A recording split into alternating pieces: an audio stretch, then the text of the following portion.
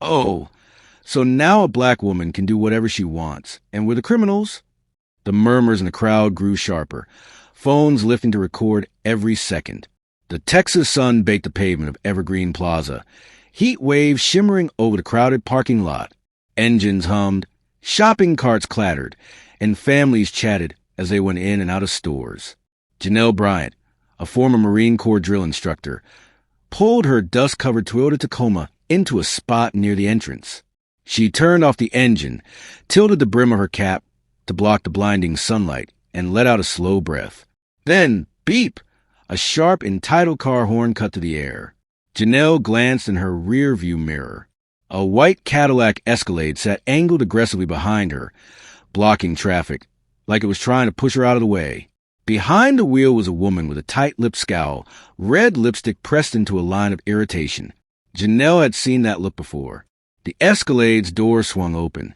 Out stepped the driver, heels clicking against the pavement with practiced confidence. A fitted designer dress hugged her slim frame, blonde curls falling perfectly over her shoulders.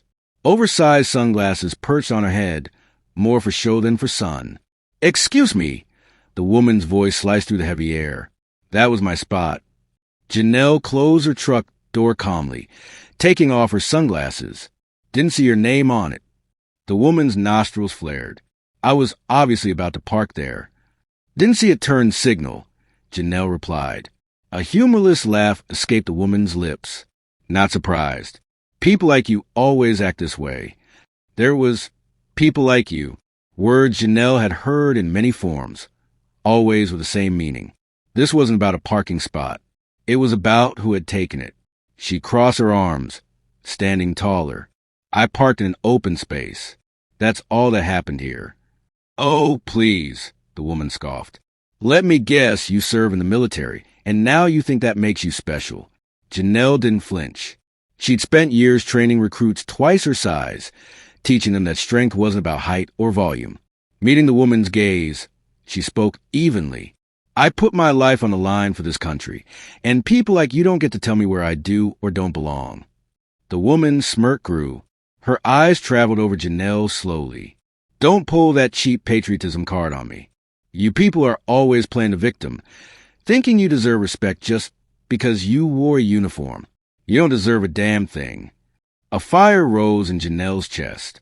She'd heard those words before, while in uniform, while in civilian clothes, on deployments. The sting wasn't just the insult. It was a belief that such words could be spoken without consequence.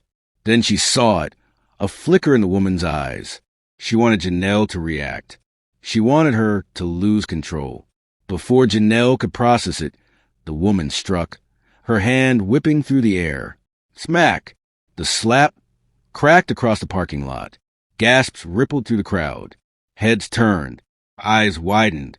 But Janelle didn't move. She didn't blink. She didn't react. She just looked at the woman and, in a voice like a blade, said, "You just made the biggest mistake of your life." For a moment, the woman hesitated, as if realizing she'd miscalculated. Then, right on cue, she screamed, "Help! She attacked me." She stumbled back, clutching her face in exaggerated shock. Words that had ruined lives and fueled injustice spilled out like poison. But this time it was different. Phones were already out. People had seen everything. Before her act could go further, a car door slammed. Janelle turned her head to see a tall, heavy-set man step out of the Escalade. His golf shirt stretched over his stomach, his jaw tight. The woman rushed him, fake tears streaming down her face. "Brian!" she cried, clinging to his arm like she'd survived an animal attack. "She hit me. That thug hit me." Brian Grant, a name Janelle knew, and one look in his eyes told her he knew her too. Janelle knew this wasn't over. Brian's face twisted with barely controlled rage as he wrapped a protective arm around his wife's trembling shoulders. His knuckles whitened against her forearm. His eyes locked on Janelle with sharp, silent judgment. He didn't need both sides of the story. His mind was already made up. His wife clung to him, shuddering, her cries muffled just enough to sound fragile. "She hit me, Brian," she whimpered, her voice cracking perfectly on the last word. "I was just trying to park, and she attacked me. Look at her." standing there like she's proud of it. Janelle let out a slow breath. She'd seen this scene before. The trembling wife, the furious husband, the finger pointed at the wrong person. The difference now was the crowd, the phones, and the truth caught in real time. Brian puffed out his chest and stepped toward her, loosening his grip on his wife. He seized a chance to play the hero. "You think you can put your hands on my wife and walk away?" His voice was low and dangerous, the kind of controlled aggression Janelle had learned to recognize, the kind used by men who thought their size alone made them powerful. "That's the problem with people like you," he sneered. "No respect, no discipline, no idea who's really in charge." Janelle squared her shoulders, calm but firm. He was taller, broader, but he moved like a man who'd never been in a real fight.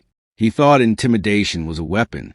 That was his mistake, because Janelle Bryant wasn't just any woman. She was a Marine. And today, Brian Grant and his wife were about to learn what happens when arrogance meets reality. Brian's forearms were thick but soft, the leftovers of a man who might have played football in high school but had long since traded muscle for beer and bluster. Janelle met his glare without flinching. "Your wife slapped me," she said evenly, "and now she's lying about it." Gasps rippled through the crowd. Brian's jaw tightened, his nostrils flaring.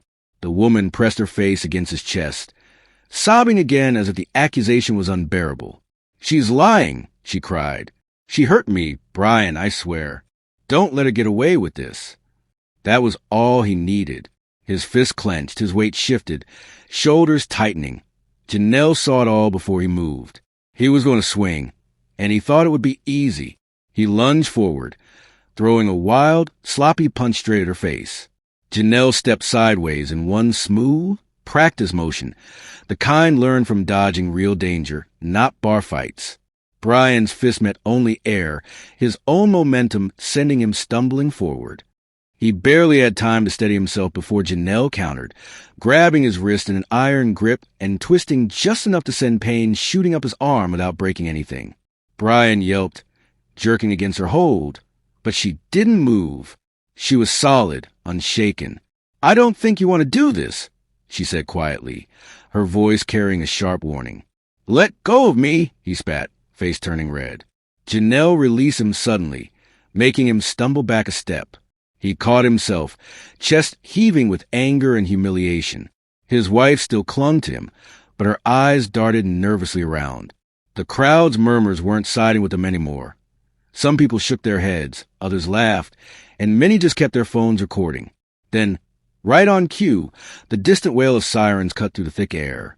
The woman paled. "Brian," she whispered, tugging his sleeve, "we should go." But Brian was too far gone. His pride was hurt, and his anger had taken over.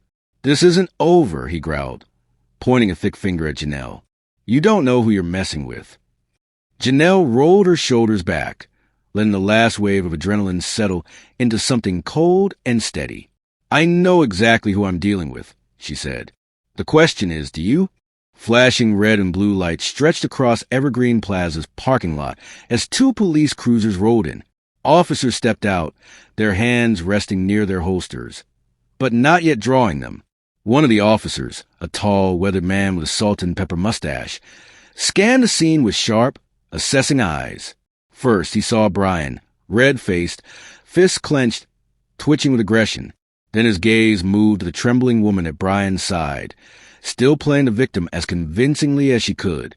Finally, he looked at Janelle, standing tall, calm, untouched. "What's going on here?" the officer asked, his voice steady. "She attacked me," the woman cried, bursting into fresh sobs and pointing a shaking finger at Janelle. "She hit me first, then went after my husband. We were just trying to park, and she went crazy." The officer's face didn't change. Turning to the crowd, he asked, "Anyone see what happened?" For a moment, silence hung in the air. Then, one by one, hands started to rise. "I saw it," said a young woman in yoga pants, holding up her phone. "I've got the whole thing on video." "So do I," an older man added, lifting his own phone. "She slapped that lady first, and he tried to hit her. She was just defending herself." More voices joined in, more phones lifted. The story was clear. The officer let out a slow breath, rubbing the bridge of his nose before turning back to Brian and his wife. "You two need to come with us." The woman's eyes went wide, her body going rigid as her story started to fall apart. "Wait, no. You don't understand. We're the victims here. You lied to the police," the officer said flatly. "And you started the fight." He turned to Brian. "You swung first. You're lucky you're not hurt worse." "This is insane," the woman shrieked. "Do you have any idea who we are? My husband is a respected businessman.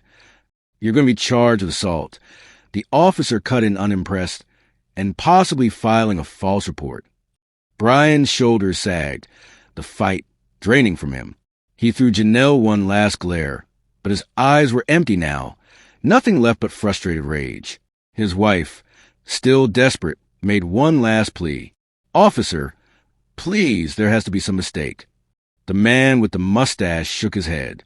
"The only mistake was thinking you could get away with this."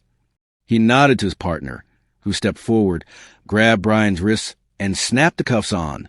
The woman gave a choked sob as her own hands were secured, her perfect hair and makeup now messy and ruined. Janelle didn't move as they were led toward the squad cars. The woman looked back at her one last time, eyes full of fury and disbelief. Janelle met her stare with quiet finality. The battle was over, and justice had won. The mustached officer looked at Janelle. "Do you want to press charges?" She exhaled, letting her shoulders drop, glancing at Brian, his fist still curled around the last shreds of pride, and then at his wife, wrinkled dress and smear makeup. She knew she could press charges. She had every right, but she also knew people like them rarely learned. "No," she said, shaking her head. "I think they'll have enough to deal with." The officer nodded, closing his notepad. "Fair enough. You'll still both be facing disorderly conduct," he told Brian and his wife before leading them away. As Janelle turned to leave, the woman hissed, twisting against the cuffs. "You have no idea who we are. My husband is on the city council. We'll ruin you." Yeah, the officer muttered. "Tell it to the judge." The crowd had gone quiet, but the damage was done. Dozens of phones had caught every moment. By morning, Brian and Lisa Grant wouldn't just be another entitled couple throwing their weight around. They'd be a viral, cautionary tale. Brian was shoved into the back of the squad car. He looked at Janelle one last time, lips curling into a sneer. "You think this makes you better than us?" Janelle didn't answer. She didn't have to. The car doors slammed shut. The officer spoke briefly with bystanders, and the lot grew still again. Lisa's muffled protest came from inside the police car, but they were already fading into the background. Justice had been served. As Janelle walked back to her truck, a few people nodded in quiet approval. Some offered thanks. Others simply watched, still taking in what they had witnessed. A woman holding a toddler stepped forward hesitantly. "Thank you," she said softly, "for keeping your cool. I don't know if I could have." Janelle gave her a small nod. "Some battles aren't worth fighting," she replied, "and some fight themselves." She climbed into her truck, shutting the door with a solid thud. Glancing in the rearview mirror, she saw the police cars pulling away, taking Brian and Lisa Grant with them. She knew scenes like this would happen again. They always did. But today, at least, the right people had been held accountable, and that was enough. Merging into traffic, she left the chaos behind as the late afternoon sun stretched golden shadows across the pavement, carrying the day forward.